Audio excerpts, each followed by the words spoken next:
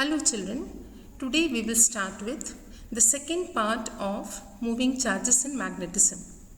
In today's lesson, we will discuss force acting on a charge moving in magnetic field, that is Lorentz magnetic force, Fleming's left hand rule, which is used to find the direction of force acting on the charge, force on a moving charge in uniform electric and magnetic field, and force on current carrying conductor in uniform magnetic field.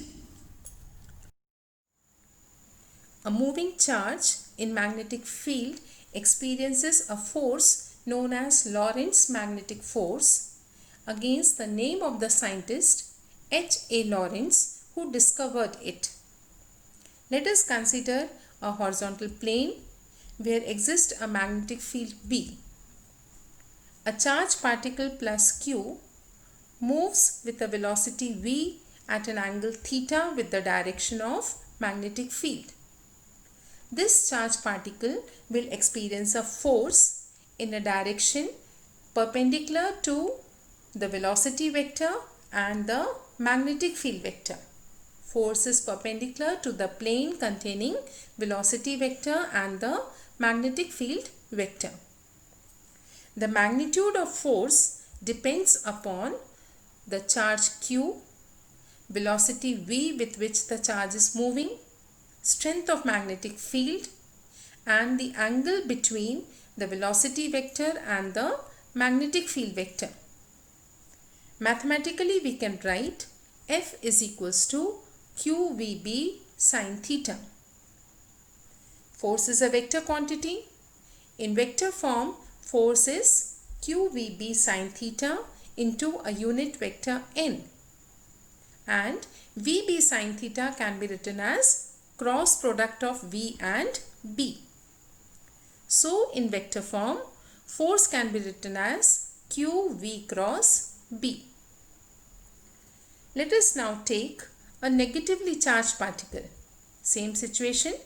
You have a magnetic field B. A negative charge Q is moving with a velocity V at an angle theta with the direction of field. The force experienced by this particle is opposite to the force experienced by positively charged particle. So, direction of force will depend upon the nature of particle. It will also depend upon the direction of velocity vector and the magnetic field vector. The magnitude of force, we have seen, it depends upon angle theta between velocity vector and the magnetic field vector. If the velocity vector and magnetic field vector are perpendicular to each other, force is maximum. And if velocity vector and magnetic field vector are in the same direction, when the angle decreases, force also decreases. Let us take these cases. First, let us assume the particle is at rest. So, if the particle is stationary, V will be 0, hence force will be 0. If theta is 0 or 180, that is, velocity vector is in the direction of field or opposite to it, the force experienced by the particle will be 0, because we know sin 0 is 0 as well as sin 180 is also 0. When theta is 90, that is, the charged particle is moving perpendicular to magnetic field, then the force will be maximum, because we know sin 90 is 1. So, force will become QVB. The maximum value of force is QVB. Fleming's left hand rule is used to find the direction of force experienced by the charged particle. This rule states that stretch the middle finger, the forefinger and the thumb of the left hand mutually perpendicular to each other, such that the middle finger points in the direction of motion of the charged particle. The forefinger points in the direction of magnetic field. Then thumb represents the direction of force experienced by the charged particle. Okay, the same rule is also used to find the direction of force experienced by a conductor. Okay, a current carrying conductor. So what is the rule? Stretch the middle finger, the forefinger and the thumb of the left hand perpendicular to each other, such that the middle finger points in the direction of current or in the direction of motion of charged particle. The forefinger points in the direction of magnetic field. Then thumb represents the direction of force experienced by the charged particle or force experienced by the current carrying conductor. Okay. Now we come to force on a charge moving in uniform electric and magnetic field. A charge also experiences a force in electric field. We have seen if the charge is moving, it experiences a force in magnetic field. Now we will write the expression for force experienced by a charge in electric and magnetic field. So this total force will be given by vector sum of force due to magnetic field and electric field. In magnetic field, the force is QV cross B, and in electric field, the force is QE. Hence, the resulting force will be QV cross B plus QE. Okay, so the total force becomes sum of force due to magnetic field and due to electric field. We can use the formula of Lorentz force to define the SI unit of magnetic field. We know Lorentz force is QV cross B, which can be written as QVB sin theta. From this equation, the magnetic field B can be written as F upon QV sin theta. The SI unit of magnetic field is Tesla. In the above equation, if a charge of 1 coulomb is moving with a velocity of 1 meter per second at an angle of 90 degree with the magnetic field and experiences a force of 1 Newton, then magnetic field is 1 Tesla. How can we define 1 Tesla?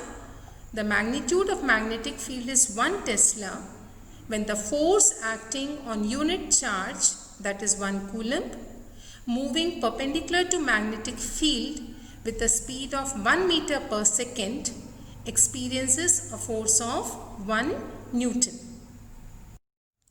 Let us take a question now. Identify the nature of particle and justify the path followed by the particle. The situation is, you have a charged particle moving in electric field directed towards the left and a magnetic field that is pointing normally outwards. Dot means normally outwards. As soon as the particle enters the field, its velocity increases. It moves faster. So it is accelerating opposite to the direction of electric field. Hence, you get the answer to the first part, that is, the particle is negatively charged. Okay. Now when it enters the magnetic field, its path changes. It tries to move in circular path. You have already seen when particle moves in magnetic field, the force is perpendicular to velocity and magnetic field. So since force is perpendicular to velocity, the path traced will be circular. Okay. Always whenever force experienced by the particle is perpendicular to the velocity vector, the path traced by the particle will be circular. So hence the particle tries to move in circular path when it enters the magnetic field. Okay. We take one more question. A beam of alpha particles projected along positive x-axis experience a force due to the magnetic field along the positive y-axis. What is the direction of magnetic field? Okay. So to find the direction of magnetic field, we will start with write the expression for force. Here we will make use of the property of cross product.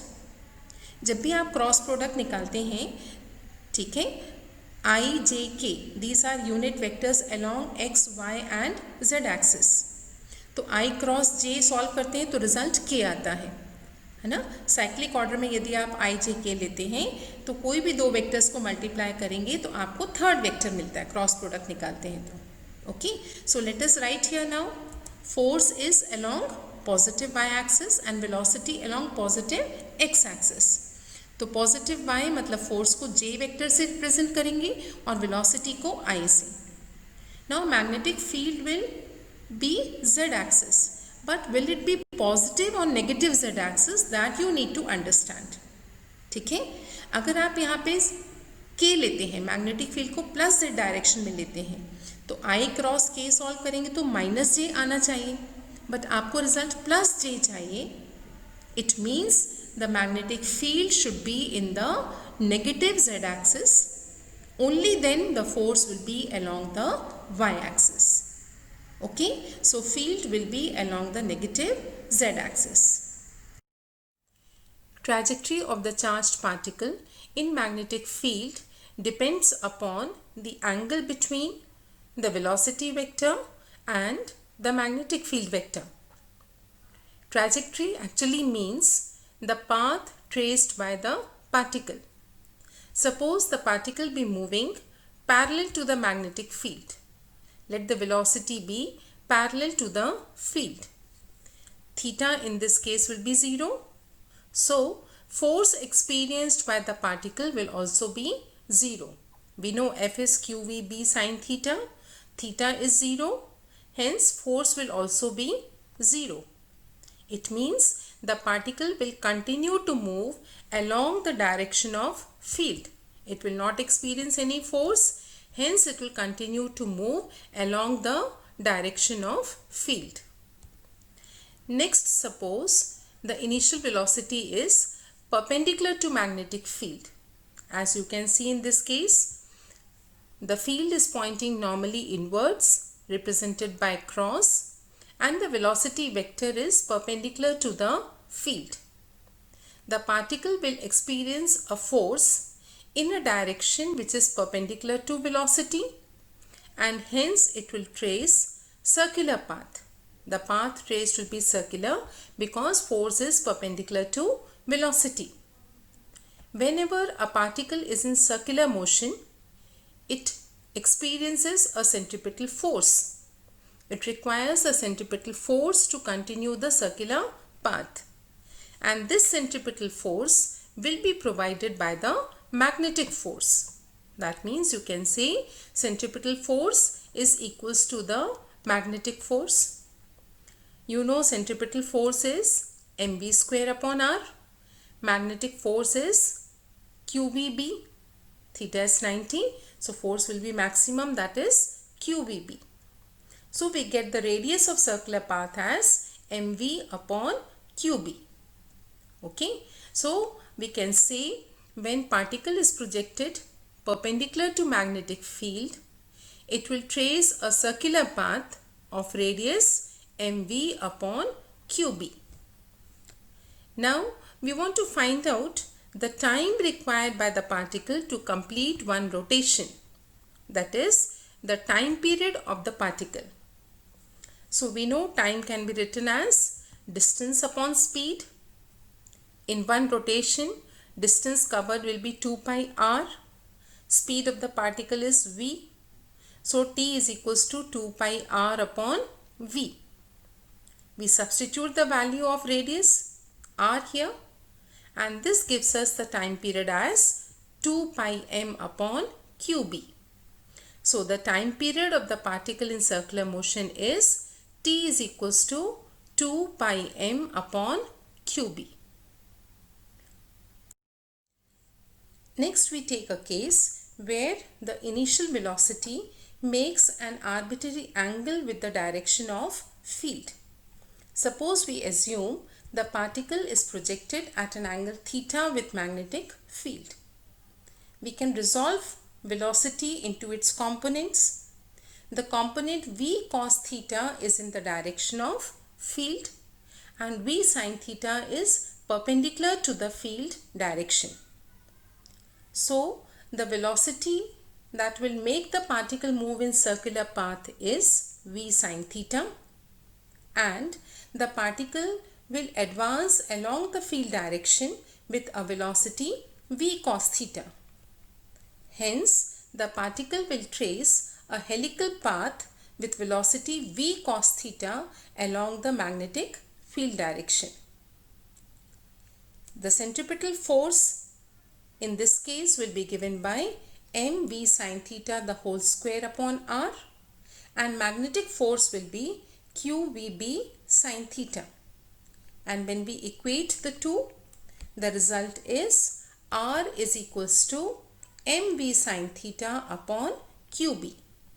So now the radius of circular path is mv sin theta upon qb. We also want to find out the distance that the particle is moving along the direction of magnetic field. We define a term called pitch. Pitch is the horizontal distance between two consecutive circles. It can also be expressed as the horizontal distance moved by the particle in a time period equals to the rotation of the particle. That means we can write the pitch P as v cos theta into t. The velocity in direction of magnetic field is v cos theta, and the time required to complete one rotation is t. Hence, P can be written as v cos theta into t. Now, time period is 2 pi m upon qb. So, we can write pitch as v cos theta into 2 pi m upon qb. This can be simplified to P is equals to 2 pi mv cos theta upon qb. A current carrying conductor, when placed in magnetic field, will experience a force. When current is flowing through a conductor, electrons are drifting through the conductor. In presence of magnetic field, these moving electrons will experience force, and hence the conductor will experience a force. Let us take a conductor. We have a conductor carrying current I placed in magnetic field represented by cross, that is, the magnetic field is pointing inwards. If no current flows through the conductor, of course the force will be 0. Suppose we assume you have two pole pieces and a conductor is placed between the pole pieces. When current through the conductor is 0, the force experienced by it will be 0. But when current flows through the conductor, suppose it is flowing upwards.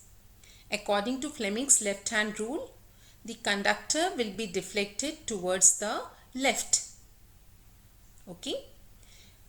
In the second case, when the current flows downwards, the conductor will be deflected towards right. That means whenever a current carrying conductor is placed in magnetic field, it will experience a force, and the direction of this force will be given by Fleming's left hand rule. Okay.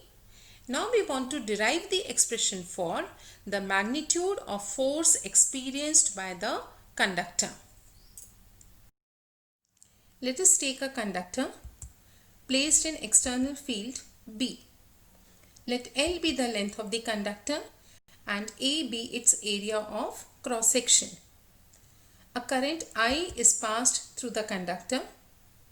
The free electrons present in the conductor will move in a direction opposite to the current, and these moving electrons in magnetic field will experience a force. To find the force, we need to find force on the free electrons present in the conductor. We know that the magnetic force on a charge Q moving in magnetic field is given by F is equals to QV cross B. So we now want to find out what is the total charge moving through the conductor. Let us take the number density of electrons in the conductor to be N. Volume of the conductor is AL, where A is the area of cross section and L is the length. So total number of electrons will be NAL. Hence the total charge will be ENAL, where E is charge on each electron. We will substitute this value of Q in the expression for force, and hence the equation is ENAL V cross B. We know that I is equals to NEAV. So the above equation can now be written as IL cross B, which is also equals to ILB sin theta. The magnitude of the force is ILB sin theta. Using this formula, we can find out the minimum and the maximum force acting on the conductor. Let us take the special cases. First, let theta be 0 or 180. That is, current is parallel or anti-parallel to the direction of magnetic field. We know sine 0 is equals to sine 180 is 0. Hence, the force will be minimum and its value is 0. On the other hand, if theta is 90, that is, when current is perpendicular to the magnetic field, the force will be ILB. It is the maximum value of force because we know the maximum value of sine theta is 1 and it is possible when theta is 90. So the maximum force is ILB and the minimum force is 0. You have force to be maximum when theta is 90, that is current is perpendicular to the magnetic field.